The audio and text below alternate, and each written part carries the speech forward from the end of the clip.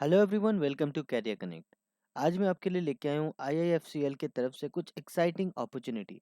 जैसा आप सभी जानते होंगे, आईआईएफसीएल बेसिकली एक गवर्नमेंट ऑफ इंडिया एंटरप्राइज है, जिसमें हर साल अगर आप फ्रेशर हैं, एक्सपीरियंस्ड है या किसी भी फील्ड से आप बिलोंग करते हैं तो आप अप्लाई कर सकते हैं।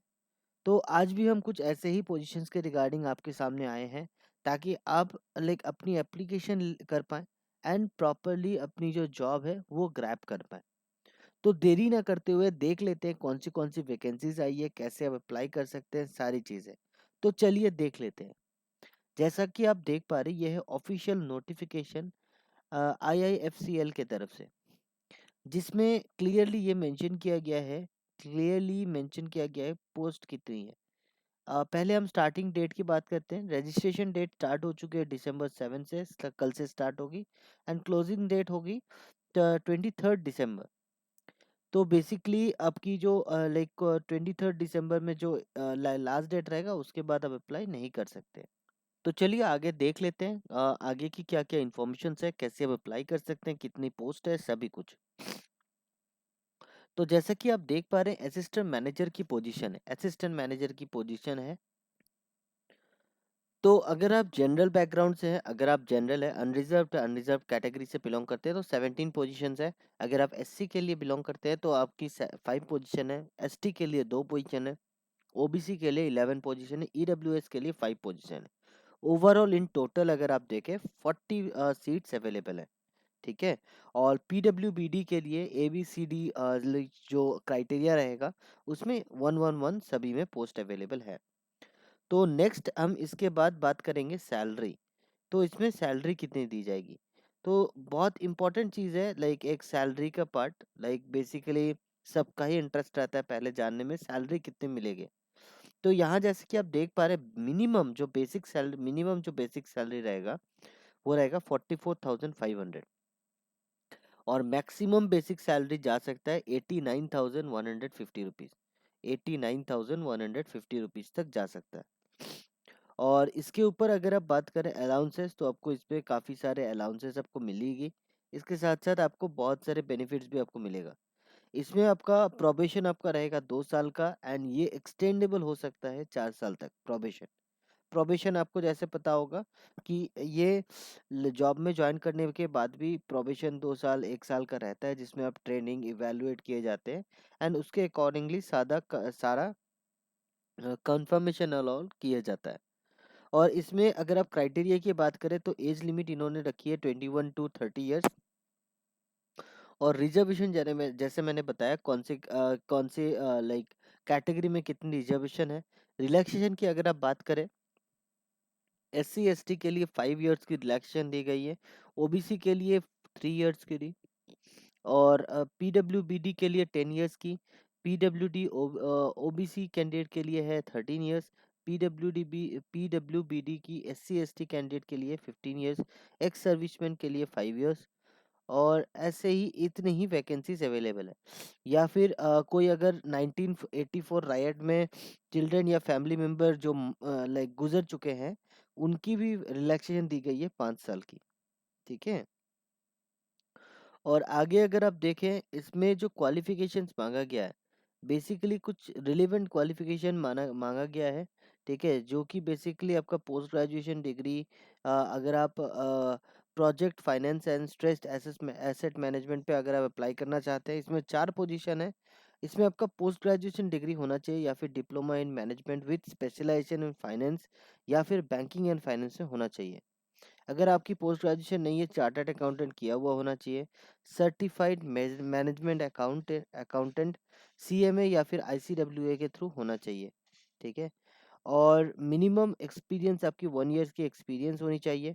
एरिया ऑफ एक्सपीरियंस होनी, work experience handling project finance, mid large corporate credit appraisals, stress asset management, recovery and related asset areas, सारा कुछ टैकल करना हो, इन सारे एरियाज में आपका एक्सपीरियंस होना चाहिए।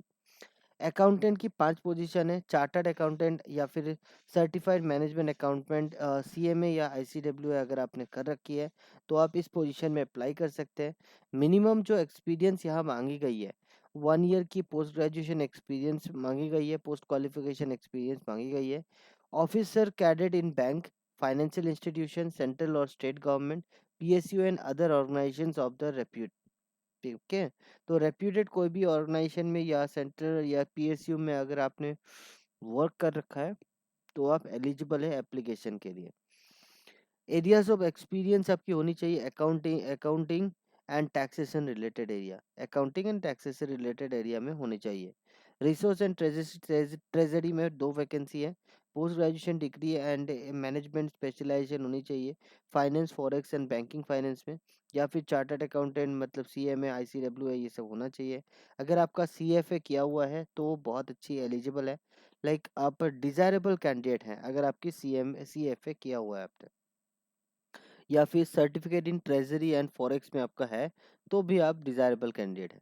एक्सपीरियंस की बात करें तो 1 साल की पोस्ट क्वालिफिकेशन एक्सपीरियंस होनी चाहिए बैंकिंग, फाइनेंस या इंस्टीट्यूशन में, स्टेट गवर्नमेंट या पीएसयू में, तो आप एलिजिबल है। अगर आप इंफॉर्मेशन टेक्नोलॉजी की बात करें तो आपका बैचलर डिग्री इन इंजीनियरिंग होनी चाहिए, आईटी या फिर कंप्यूटर साइंस की लाइक एलिजिबल क्राइटेरिया होनी चाहिए। और इसमें 1 साल की आपकी क्वालिफिकेशन, 1 साल की एक्सपीरियंस मांगी जाएगी, जिसमें बैंकिंग सेक्टर, फाइनेंस इंस्टीट्यूशन, कोई भी गवर्नमेंट या सेंट्रल गवर्नमेंट पीएसयू में आपने वर्क कर रखा है तो आप एलिजिबल हैं। लीगल की अगर आप बात करें 2 वैकेंसी है। बैचलर डिग्री इन लॉ होना चाहिए, एलएलबी होना चाहिए, या फिर अगर आपने एलएलएम कर रखा है तो भी आप एलिजिबल है। इसके साथ साथ आपकी एक्सपीरियंस मिनिमम 1 ईयर की एक्सपीरियंस होनी चाहिए। पोस्ट पोस्ट क्वालिफिकेशन अगर आपकी है तो आप अप्लाई कर सकते हैं। और इसके साथ-साथ सेक्रेटरियल फंक्शन की अगर आप बात करें तो सेक्रेटरियल फंक्शन में भी एक पोजीशन है, इसमें सीएस अगर आपने कर रखा है, 1 साल की एक्सपीरियंस अगर है तो आप अप्लाई कर सकते हैं। कॉर्पोरेट सोशल रिस्पॉन्सिबिलिटी की बात करें, पोस्ट ग्रेजुएशन डिग्री अगर आपका है, diploma in corporate social responsibilities आपका है, तो आप अप्लाई कर सकते हैं। और मिनिमम आपका ये अगर आपका एक एक्सपीरियंस है तो आप 1 साल का एक्सपीरियंस है तो आप अप्लाई कर सकते हैं। तो इतनी है। तो आगे चलिए देखते हैं कि एप्लीकेशन कैसे करेंगे, किस तरीके से सारा प्रोसेस रहेगा। ये जैसे आप देख पा रहे हैं ये है ऑफिशियल वेबसाइट। इसमें आप सिंपली एकदम नीचे बॉटम में आएँगे, रिक्रूटमेंट में जाएँगे। रिक्रूटमेंट में जाने के बाद ये पेज ओपन हो जाएगा। सिंपली अगर आप हिंदी पढ़ पाते हैं अच्छी बात है, हिंदी में कंटिन्यू कर सकते हैं या फिर इंग्लिश में भी कंटिन्यू कर सकते हैं। यहाँ से आपका इंग्लिश हो जाएगा। इंग्लिश में होने के बाद आपको सिंपली अगेन इस रिक्रूटमेंट पे आना पड़ेगा। आने के बाद आपका जॉब ओपनिंग्स पे आना है आपको। जॉब ओपनिंग्स पे आने के बाद यहाँ अगर क्लिक करेंगे तो ये पीडीएफ जो मैंने आपको दिखाया ये वाला, ये ओपन हो जाएगा। यहाँ अगर क्लिक करेंगे तो आपको क्लिक करना होगा यहाँ, सिंपली यहाँ क्लिक करेंगे। ठीक है, सिंपली यहाँ क्लिक करने के बाद ओके में क्लिक करेंगे।